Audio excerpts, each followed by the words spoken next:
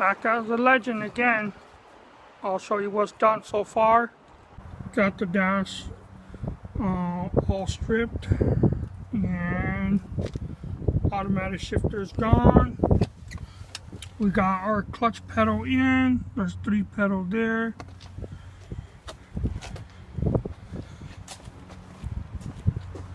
We have our brake anti-system delete and the clutch pressure line, and we're working on the harness.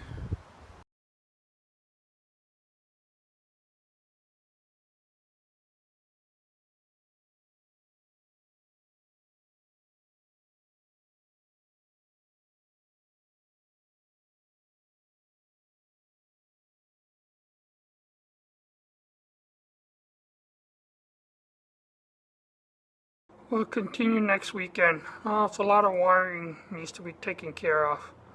So until next time, guys.